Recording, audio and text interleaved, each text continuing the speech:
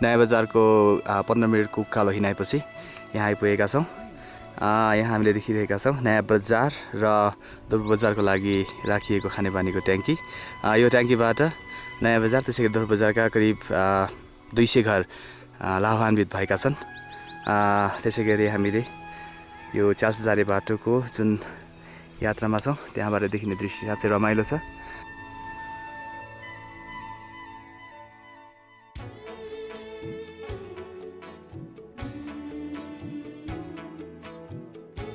नुम्बुर हिमालको दृश्य पनि यहाँबाट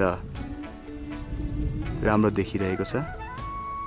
यहाँबाट करिब 2 घन्टाको उकालो हिँडाएपछि हामी च्याल्सा पुग्नेछौँ र केही समयको दूरीपछि हामीले सोलुखुम्बु जिल्लाको जुन सदरमुकाम सल्लेरीको नजिक रहेको दलित बस्ती भेट्नेछौँ।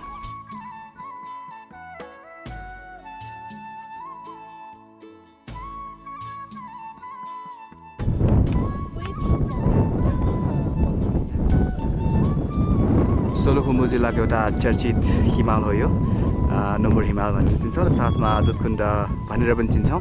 यहाँनिर वार्षिक रूपमा मेला लाग्ने गर्छ ठुलो रूपमा र धेरै भक्तजनहरू सोलुखुम्बु जिल्ला त्यसै गरी छिमेकी जिल्ला र धेरै टाढा टाढाबाट पनि आउने गरेका छन्। यहाँनिर करिब भदौ महिनादेखि यहाँनिर मेला लाग्न थाल्छ। त्यसै गरी यसको काखैमा रहेको फाप्लु बजार जहाँ सोलुखुम्बु जिल्लाको एउटा विमानस्थल रहेको छ, सदरमुकामलाई यसले सहयोग पुर्याउने गर्दछ र यहाँनिर विभिन्न एयरलाइन्सले सेवा पुर्याइरहेको छ। त्यसै गरी अहिले ड्रेलिपले त्यसै गरी जिल्ला विकास समितिको सहयोगमा बन्दै गरेको सडक खण्ड त्यसै गरी सल्लेरी बजार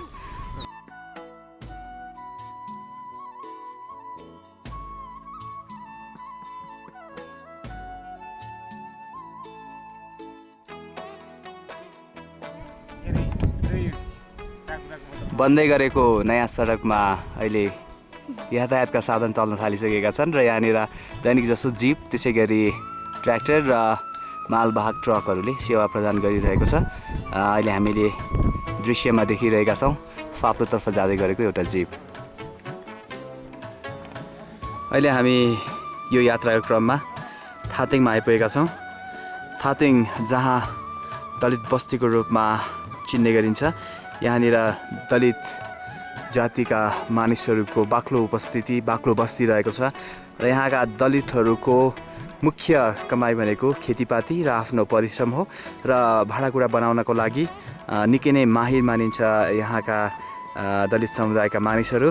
र सल्लेरी त्यसै गरी छिमेकी जिल्लामा विभिन्न भाँडाहरू बनाएर घरायसी कामको लागि दैनिक रूपमा प्रयोग आउने भाँडाहरू बनाउनको लागि यो गाउँ निकै चर्चित छ र यहाँनिर दैनिक जसो तामाका धातुबाट विभिन्न आवश्यकीय सामग्रीहरू बनाइने गरिन्छ।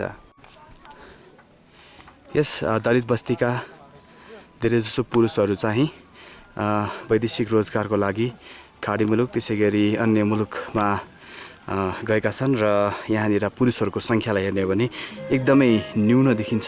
यहाँका पुरुषको सङ्ख्यामा पछिल्लो समयमा निकै कमी आएको छ र यहाँनिर रहेका महिलाहरूले दैनिक जसो खेतीपातीमा अलिकति बढी समय बिताउने गरेको हामीले थाहा पाएका छौँ र यहाँका मानिसहरू आफ्नो रोजगारीको सिलसिलामा बाहिर जाँदै त्यसै गरी केही समयको लागि मात्र घरमा आउने र फेरि पुनः वैदेशिक रोजगारको लागि बाहिर जाने गरेका छन्। फेरि हामी अगाडि बढ्दैछौँ च्याल्सातर्फको लागि। हामी 2 जना विद्यार्थी भेटेका छौँ। नमस्ते, के छ? के हो तिम्रो नाम? के राई? योन्ना राई। कहाँ पढ्छौ? च्याल्सा। Mount Everest. अहिले कहाँ हिँडेको? सल्लेरी। किन? ड्रेस त लगाइरहेछौ त। पढाइ भइरहेछ? तिमी कतिमा पढ्छौ अहिले? 1 मा। Okay, by by. के छ तिम्रो हालखबर? ओह, हावा निकै चलिरहेको छ, शीतलता प्रदान गरिरहेको छ हावाले। अहिले हामी थातिङको अलिकति माथिल्लो भागमा रहेको एउटा प्राथमिक विद्यालयमा आइपुगेका छौँ र एकजना बालक यहाँनिर तारमा खेलिरहेको हामीले देखिरहेका छौँ। मेबी हामी उसँग कुराकानी गर्न जान्छौँ। पढ्ने टाइम लगभग हुन आँटिसकेको छ। ऊ के गर्दैछ? एक्लै छ, अरू साथी कोही पनि छैन। के हो तिम्रो नाम? के? निर्मल? किन एक्लै? अरू खोइ साथीहरू?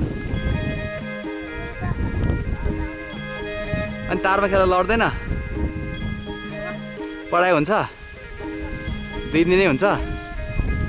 कतिजना हुनुहुन्छ सर मिसहरू? 4 जना। ओके, यो चाहिँ स्वर्णिम प्राथमिक विद्यालय हो र यो चाहिँ यङ स्टार क्लब र जिल्ला शिक्षा कार्यालयको संयुक्त सहयोगमा निर्माण भएको विद्यालय हो। त्यसै गरी जिल्ला विकास समितिले पनि यस विद्यालयलाई सहयोग गरेको छ निर्माणमा। र दलित बस्तीको लागि निर्मित यस विद्यालयमा अहिले विद्यार्थीको सङ्ख्या क्रमिक रूपमा बढ्दैछ र केही समय अगाडिसम्म यहाँ शिक्षाको क्षेत्रमा कता पछाडि परेको थियो, तर अहिले पछिल्लो समयमा यहाँको शिक्षा क्षेत्र अलिकता गुणस्तरीय हुँदै गइरहेको छ। यहाँका बालबच्चाहरू दैनिक जसो विद्यालय जाने गर्दछन् र विभिन्न बोर्डिङ त्यसै गरी च्याल्सा स्थित माउन्ट एभरेस्ट स्कुलमा पनि अध्ययन गर्ने गर्दछन्।